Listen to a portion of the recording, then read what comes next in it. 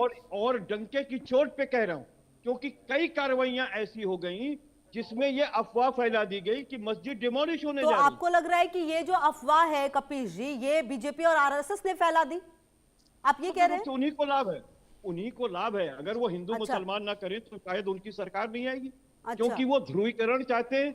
और कौन 80 सी और पार्टी 20 हिंदू की लड़ाई मुसलमान वही नहीं बताते करती हैं। है? अपने वक्त को देखते हुए अपना एजेंडा साधने के लिए हर पार्टी करती है अपने अपने हिसाब से।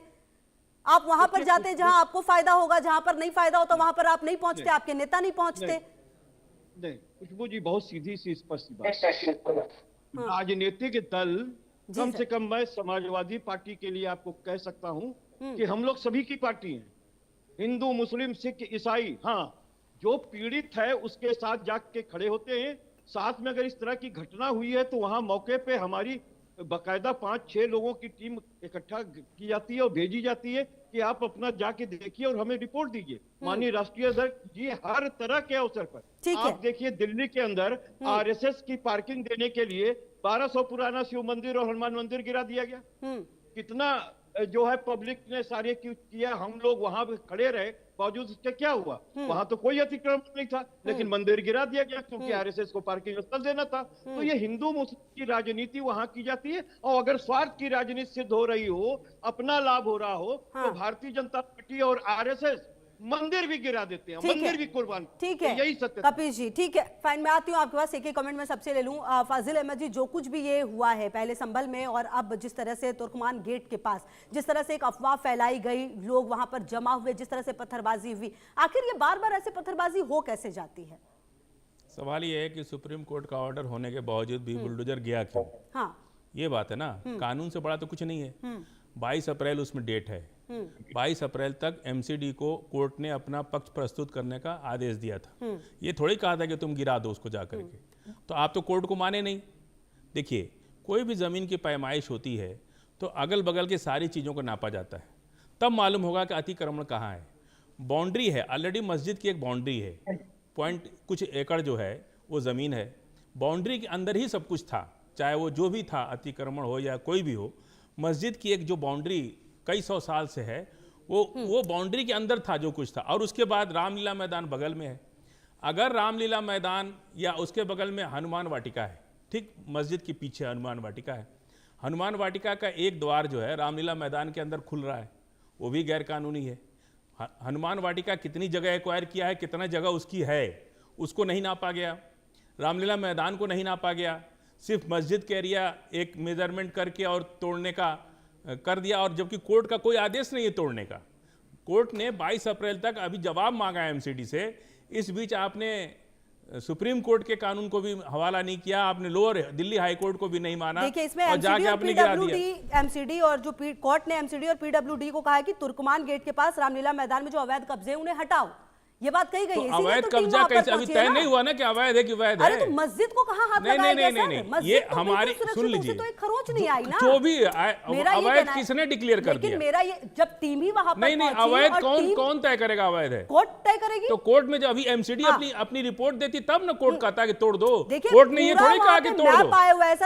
अवैध अतिक्रमण, देखिए, कोर्ट को गलत गुमराह किया गया। अवैध अतिक्रमण तो फुटपाथ पे अगर कोई रेडी रख ले वो भी अवैध सर, एमसीडी ने सबको मौका दिया था बात रखने का। कोई मौका नहीं दिया, बिल्कुल दिया। 24 नवंबर 16 दिसंबर 2025 को पर्सनल हियरिंग रखी गई थी। नहीं, मेरी बात सुनिए, 22 अप्रैल किस बात की डेट है? एक 22 अप्रैल किस बात की डेट है? फाइनल हियरिंग की डेट है 22 अप्रैल। 22 अप्रैल को एमसीडी को अपनी रिपोर्ट प्रस्तुत करना था, और रिपोर्ट प्रस्तुत करने के बाद कोर्ट तय करेगा कि हटाना है कि नहीं हटाना। कोर्ट के आदेश के बाद ही एमसीडी ने 22 दिसंबर को फैसला लिया कि अतिक्रमण हटाओ, और 7 जनवरी को अतिक्रमण, उसको आप अतिक्रमण कैसे बोल सकते हैं? जो हमारी प्रांगण के अंदर है, हमारी इस एक मस्जिद के बाद भी एक बाउंड्री है बाहर, अहाता जिसको बोलते हैं, उस अहाते के अंदर अगर कोई चीज अतिक्रमण कैसे हो सकती है? अहाते के बाहर न अतिक्रमण होगा। ठीक है, और हनुमान गढ़ी को हनुमान वाटिका है बगल में। मतलब कुल मिलाकर आप कह रहे हैं जो पत्थरबाजी की गई ये सही है? मैं पत्थरबाजी की तो अभी बात नहीं होगी, तो तोड़ने की बात होगी। ना, मेरा तो पहला अगर आप मेरा घर तोड़ेंगी, तो अगर आप एक हाथ कोई पकड़ता है ना, तो भी इंसान हाथ छुड़ाने की कोशिश हाथ नहीं लगाया गया सर, आप ये बात क्यों नहीं समझ रहे हैं? ये कैसे, अगर पब्लिक वहां नहीं पहुंची होती खरोच नहीं पहुंचाई तो मस्जिद भी लोग तोड़ दिए होते। देखिए सर, यही तो गलत बात है ना। अगर ये कैसे हम माने, जब आदेश कोई चीज सुनिए, अदालत का यदि आदेश होता तो आप हम मान समझ लेते नहीं हैं कि रहे, भाई कोर्ट के इसको आदेश इतना ही के एरिया बाद तोड़ना है। ही तो ये हुआ नहीं, है गलत बात MCD है, की तरफ कोई से। आदेश नहीं है कोर्ट आप का। कह रहे हैं कोर्ट ने कोई आदेश नहीं दिया, एमसीडी बिना किसी बिल्कुल टीम बिना पहुंच गई? किसी आदेश के चली गई।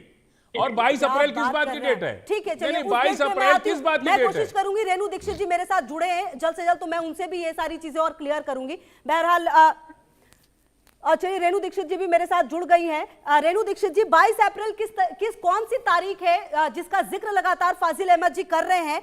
और बड़ी बात यह कि क्या इस तरह की जो घटना होती है, जो बुलडोजर लेकर टीम पहुंच जाती, क्या बिना किसी आदेश के संभव है? और कैसे पता चला कि यह अवैध है अतिक्रमण? सवाल है, जरा जवाब दें मैम जी।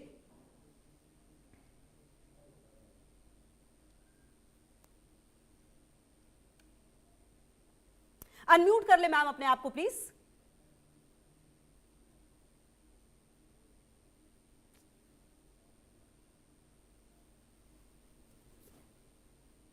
चलिए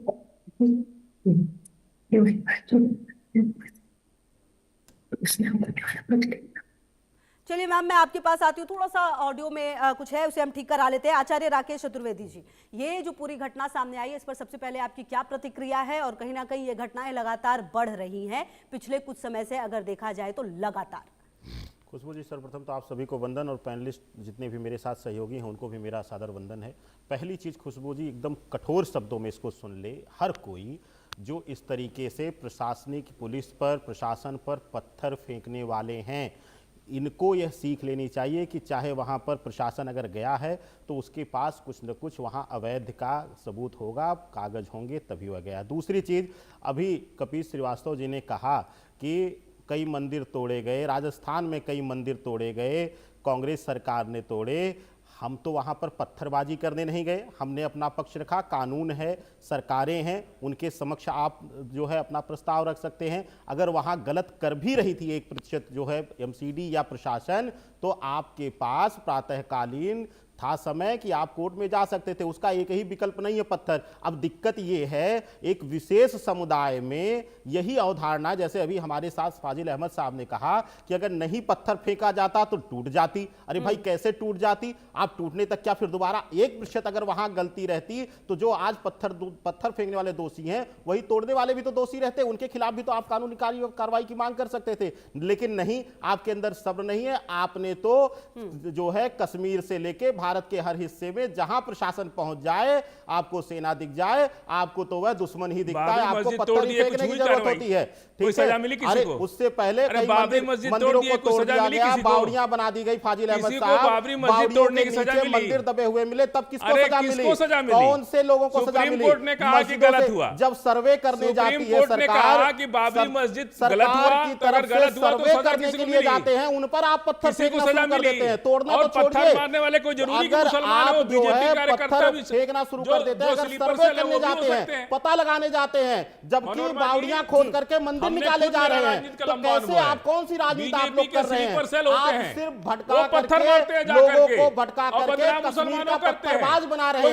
आप उन युवाओं को, आप उन लोगों को इसी नफरत की भावना से, आप इसी नफरत की भावना से पत्थरबाज बना रहे हैं। उनके पास कानून का विकल्प है, वो कानून का विकल्प ना तय करके पत्थर फेंकने में विश्वास रखते हैं। वह पुलिस जो रक्षा कर रही है आपकी, उस पर आप पत्थर फेंक रहे हैं। आप ही के सुरक्षा के लिए वह पुलिस गई हुई है कि किसी को कोई दिक्कत ना हो, उस पुलिस पर आप पत्थर फेंकते हैं।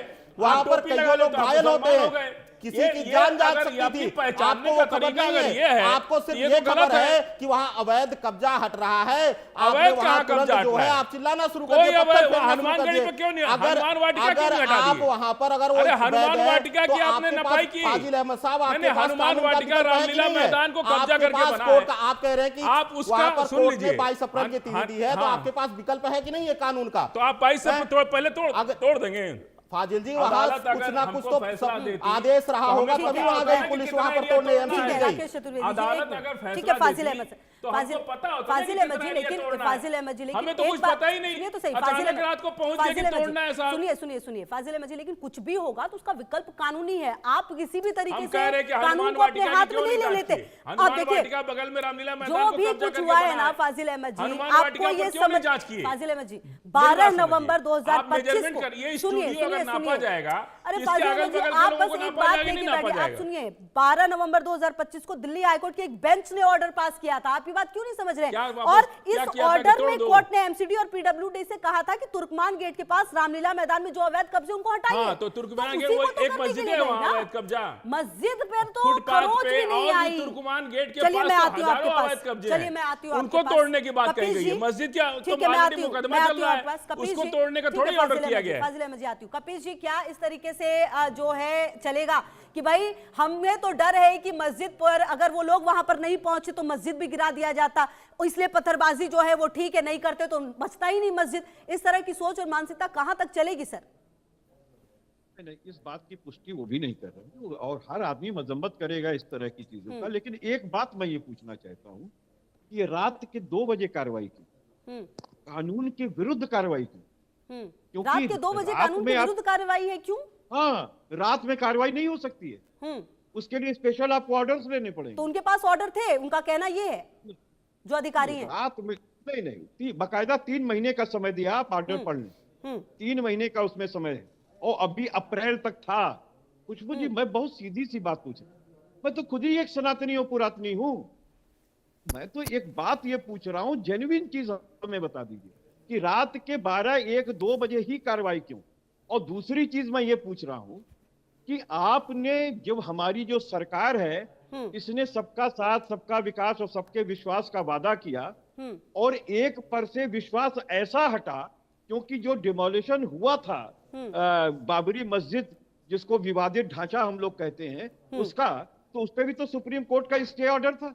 आखिर ये कौन से लोग थे कि जो उकसा के चढ़ा करके हिंदुओं के मासूम बच्चों को ले जा करके और अपराधी बनाए और सरकारी गोली के पात्र बना दिए? ठीक और है, ऐसे लोग सत्ता में आ ये गए। सवाल भी तो मैं कपिल तो जी आपको ये पूछेंगे बात जरूर, पूछ लेकिन रहा हूं। कहीं ना कहीं पत्थरबाजी गलत है और ये तरीका कहीं से भी सही नहीं है। बिल्कुल अगर गलत आपको है। कुछ भी गलत लगता है तो बिल्कुल गलत है। आपको कोर्ट का प्रशासनिक अख्तियार करना कार्रवाई चाहिए। भी मैं आती हूँ गलत हुई आपके है। पास सर, मैं आती हूँ। रेणु जी को जरा मैं चर्चा में ले लूँ। रेणु दीक्षित जी हैं, रेणु दीक्षित जी एडवोकेट सुप्रीम कोर्ट, बहुत स्वागत है रेणु जी। रेणु जी, ये जो पूरा मामला सामने आया है इसमें सवाल ये है कि रात के 2 बजे एक्शन क्यों लिया गया?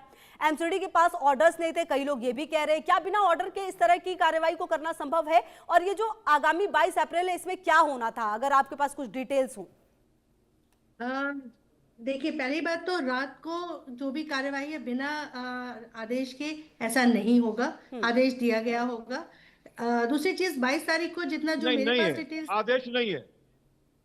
अगर मैं आदेश नहीं है स्वयं तो भी एक ऐसा नहीं होना एडवोकेट चाहिए। हूँ। दूसरी चीज, मैं स्वयं भी एडवोकेट हूँ। एक मिनट सुन लें आप मुझे। उसमें 3 महीने का समय दिया गया था और 3 महीना पूरा हो रहा था अप्रैल में, लेकिन इनको इतनी जल्दी मची हुई थी कि विदाउट कोर्ट के आदेश की रात में ही तोड़ दिया जाए। अगर युक्त कारण आपको बताना पड़ता है। ठीक है, अब मैं प्रशासनिक इनसे ला पूरा आप कर अभी ले पढ़िए जवाब और सर, हम भी फिर आप पढ़ेंगे। प्लीज अपनी बात रखिएगा। जी रेणु जी। नहीं खुशबू जी, इसमें मैं एक, ये तो एएसआई सर्वे का जो भी मेंटेनेंस हो रहा है उससे रिलेटेड भी 22 तारीख को हियरिंग होनी है। मैं इसमें एक बहुत इंपॉर्टेंट बात कहना चाहती हूँ। ये जो पूरा विवाद चल रहा है इसमें जो सबसे इम्पोर्टेंट एस्पेक्ट है वो ये है कि कोई भी आर्कियोलॉजी, ये जो प्लेसेस ऑफ वर्शिप एक्ट 1991 है उसके बारे में बात नहीं हो रही, जिसकी वजह से चाहे वो हिंदू हो या मुस्लिम हो, एक कंफ्यूजन की स्थिति समाज में पैदा हो जाती है।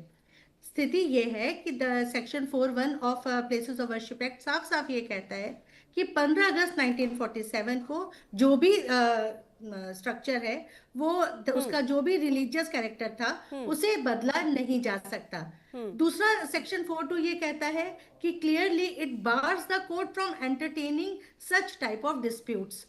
तो इसलिए मुस्लिम समुदाय में अगर इस चीज को लेकर हो हल्ला हो रहा है या हिंदू समुदाय में, तो सबसे पहली बात यह है कि हम अगर कानून को मानते हैं तो हमें एक क्लियर समझ में आना चाहिए कि एज सच उस एक्ट के तहत ये चीज नहीं हो सकती। अब बात, कई बार लोग बोलते हैं अयोध्या विवाद, अयोध्या में ऐसा क्यों है? तो अयोध्या को एक्सेप्शनली एक्सप्लिसिटली इस चीज मामले से अलग रखा गया था। अब सबसे इंपॉर्टेंट बात है, अगर ये चाहते हैं लोग, ये चाहते हैं कि यहाँ पर कानूनी रूप से या ऐतिहासिक रूप से जो प्रमाण मिल रहे हैं, प्रमाण ये कह रहे हैं कि यहाँ पर पहले हिंदू मंदिर था, या यहाँ पे मुस्लिम पक्ष कह रहे हैं कि यहाँ पे मस्जिद थी। जो भी प्रमाण, ऐतिहासिक प्रमाण है, ऐतिहासिक प्रमाण जो भी हमारे रेणु जी, लेकिन मेरा सवाल तो ये है ना कि चाहे मंदिर हो या मस्जिद हो, अभी तो विवाद उस चीज को लेकर है ही नहीं कि मंदिर है कि मस्जिद है। अभी तो विवाद ये है कि जो अतिक्रमण है वो हटाने टीम जाती है और उन पर पत्थरबाजी होते हैं, उन पर हमला किया जाता है। 5 जो है वो बहुत ही घायल हो चुके हैं, 5 जो पुलिसकर्मी है और जो एमसीडी की टीम थी उसमें से। तो कुल मिलाकर ये तो कहीं से भी तरीका नहीं है ना। जो लोग हैं उनके पास और भी तो तरीका है, या सोशल मीडिया का सहारा ले लिया आपने एक वीडियो बना लिया। नहीं, रात को 2 बजे बिल्कुल खुशबू जी, लॉ एंड ऑर्डर अगर कोई लॉ एंड ऑर्डर भी है कुछ या नहीं है, तो रात को 2 बजे किससे जाके कहेंगे ये गलत कर रहे हैं? तो मतलब वो सोशल मीडिया पर आक्रामक तरीके से फैलाएंगे और इस तरह से पत्थरबाजी करेंगे। तुर्कमान गेट बहुत बड़ा है, आपको भी पता है कितना बड़ा है। अगर वहां पे कोई ड्राइव आप चला रहे हैं तो जो सड़क की अराजी है उस पर आप अवैध निर्माण मारेंगे ना कि हमारे घर को तोड़ देंगे। घर को तोड़ा ही नहीं, हमारे घर, सुनिए, हमारी जमीन में हम कमरा कहाँ बना रहे हैं, गार्डन कहाँ बना रहे हैं, आपको आपत्ति क्यों है? मस्जिद को छुआ भी नहीं गया फाजिल अहमद जी, मस्जिद को नहीं छुआ गया, लेकिन हमारा पूरा अहाता जो है, जो अहाता है हमारा, जुमे की नमाज में लोग ज्यादा होते हैं, बाहर टेंट लगता है, अब वो तो रास्ते पे भी कभी-कभी जुमे की नमाज पढ़ने लगते हैं लोग। तो क्यों नहीं पढ़ेंगे? हमारी अपनी जमीन है भाई, विवाद नहीं है, लेकिन मेरा ये कहना है कि ऐसा नहीं है ना, क्यों नहीं पढ़ेंगे? पूरा भारत ही सबकी सब जमीन है। नहीं, पूरा भारत तो सब ले लीजिए, वही बात है ना, क्यों करते हैं? तो ये मतलब नहीं है कि आप एक वीडियो बनाइएगा और उस पर, ठीक है, पानी टंकी बनाने के लिए जमीन ठीक है सरकार को। खुशबू जी, अगर पब्लिक ऑर्डर कोई रात में, दिन में कहीं पर भी इस तरीके से पत्थरबाजी के थ्रू कर रहा है, तो वो क्लियरली उसको एक्सेप्ट नहीं किया जा सकता कानूनी, और कानूनी कार्यवाही बनती है। तो प्रॉपर क्रिमिनल एक्ट और वो सारी चीजें, वो धाराएं लगेंगी और ये अलाउ नहीं किया जा सकता। ठीक है, अच्छा मैं आती हूँ आपके पास। राकेश जी, देखिए इस तरह की जो घटनाएं पिछले कुछ समय में लगातार बढ़ी हैं, क्या लगता है आपको कि कहीं ना कहीं दोनों पक्षों की गलती है क्या? देखिए, इसमें अब दूसरा पक्ष क्या है, दूसरा पक्ष कानून है, वो आदेश दे रहा, उन्हें कुछ ना कुछ आदेश मिला। दूसरी चीज मैं एक चीज बता दूं आपको खुशबू जी, यहाँ हमारे सहयोगी फाजिल साहब और सपा प्रवक्ता दोनों लोगों ने कहा रात में आप लोग ये भूल गए हैं कि जब कहीं जगह जहां रश एरिया रहता है वहां पर स्वतः प्रशासन को यह स्वाधिकार होता है कि वह जब वहां पर भीड़ भाड़ ना रहे, जब वहां पर लोग डिस्टर्ब ना हो, उस समय जो है कार्रवाई की जाए। अनेकों ने ऐसी कार्रवाइयां देखा होगा आपने दिल्ली में कि रात में तो दी जाती है। बिल्कुल,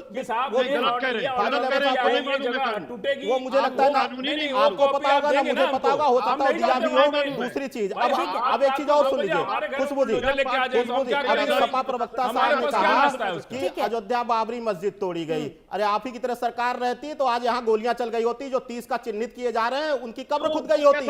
आपने तो गोलियां चला दी सीधा, आपने तो मार डाला, आपने तो उनका कत्ल कर दिया। तो आपकी सरकार की तरह यहाँ सरकार नहीं है।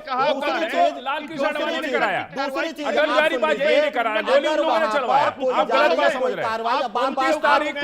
बार आप अहाते की बात कर रहे हैं, बार आप अहाते की बात कर रहे हैं, आप अहाते की बात कर रहे हैं। अगर मस्जिद है तो मस्जिद को छोड़ करके अहाता अगर अवैध है तो अहाते को भी तोड़ा जाएगा।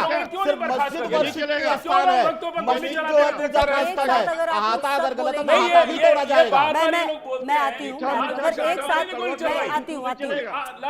बिना तथ्य के कुछ भी मत कहिए फाजिल अहमद जी, फाजिल अहमद जी, बिना तथ्य के, फाजिल अहमद जी, फाजिल अहमद जी, समर्थन दे रहे थे, ऐसे कंटिन्यू बोलने फिर ऐसे कैसे हो सकता? नहीं, बिना तथ्य के फाजिल अहमद जी, बिना तथ्य के, बिना तथ्य, मैं दे रही हूँ आपके पास, मैं प्रॉपर टाइम देती हूँ आपको, क्यों क्या बात कर रहे हैं? मैं आती हूँ आपके पास। एक बार कपिल श्रीवास्तव जी भी कुछ कहना चाह रहे हैं, मैं उनके पास आती हूँ, फिर आपके पास आती हूँ। आप प्रॉपर टाइम लीजिए और बोलिए सर, कोई दिक्कत नहीं है। कपिल श्रीवास्तव जी क्या कहना चाह रहे हैं सर?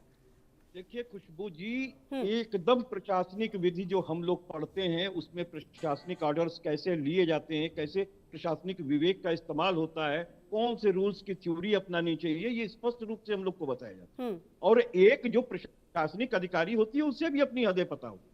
अगर आपको ये लगता है कि इस डिमोलिशन की कार्रवाई जो कि आप अतिक्रमण हटाने के लिए वहां रश है, आप रात में करेंगे, तो बकायदा उसकी नोटिस जारी होती है और उसको चस्पा किया जाता है। अरे सर एक बात बताइए कपिल सर, मतलब ठीक है अगर रात में, दिन में, जैसे दिन में तो चलिए हो सकता है कि कुछ कुछ इलाके जो होते हैं काफी कंजेस्टेड होते हैं, काफी दिक्कतें हो सकती हैं। मेयर ने कहा कि दिन और रात की तो कोई बात ही नहीं है, उन्होंने कहा कि हमने अपनी सुविधा के अनुसार से ये काम किया है, जो मेयर की बात आ रही थी सामने। तो कुल मिलाकर दिन और रात का क्या मसला है? ये खुशबू है, मतलब है एक महिला की गिरफ्तारी आप शाम के 6 बजे के बाद नहीं कर सकते। किसी के घर में आप तलाशी वारंट 6 बजे के बाद नहीं कर सकते। अब आप पूछिए कि इसमें ऐसा क्यों है, तो हम तो यही कहेंगे फिर आइए आपको हम पहले लॉ पढ़ा दें पूरा, या तो हम पूरा आपको लॉ पढ़ा दें। नहीं नहीं इसमें सर, लॉ है पढ़ाने की इसलिए जरूरत कह नहीं रहे है, हैं। बस बता दीजिए सर, बात नहीं, पूरी करें सर, कोई मैं दिक्कत नहीं। इसीलिए हाँ, मैंने आपको इसीलिए जी। आप देखिए, आप एंकर हैं, आपको जो आपके गुण हैं वो जानती हैं, और जो एक्सरसाइज किया जाता है कानून वो हम जानते हैं, और हमारी सुप्रीम कोर्ट की जो वकील बैठी है वो भी जानती है। मैं एक बात आपको ये कह रहा हूं कि अभी हमारे मित्र जो कह रहे थे, देखिए मीठा मीठा गपगप और कड़वा कड़वा तूतू नहीं चले। सबको मालूम था कि जो विवादित ढांचा था अयोध्या के अंदर, वो डिस्प्यूट में था, वो 1947 में था, उसमें वर्शिप एक्ट नहीं लगती है, क्योंकि वो आजादी से पहले ही उसके ऊपर केस था। आप आजादी के बाद कोई नया केस किसी पे ठीक है, नहीं मैं ला सकते, सर इस पे और कपिल साथ जी ही मैं ना आ उसका रही हूँ स्वरूप आपके बदल पास, सकते हैं। मैं आती हूँ और आपके दूसरी पास। चीज है, हाँ, मैं आप एक ही के बात पास पूरी आई हो हूँ, जाने दें, मैं आ रही हूँ एक कपिल। बात पूरी अच्छा, हो ठीक जाने है, दें, ठीक है, ठीक है। एक बात पूरी जी। हो जाने दें। मैं हमारे मित्र ये कह रहे हैं कि आप गोली चलवा देते, हमने नहीं गोली चलवाई, हमारे घर की गोली थोड़ी नहीं थी। आप 100 की सीधी बात समझिए, जब स्टे था, सुप्रीम कोर्ट ने यथास्थिति बनाए रखने का आदेश दिया था, तो सभ्य समाज के अंदर जो कानून लागू करने के लिए सरकार होती है वो यथोचित बल का प्रयोग कर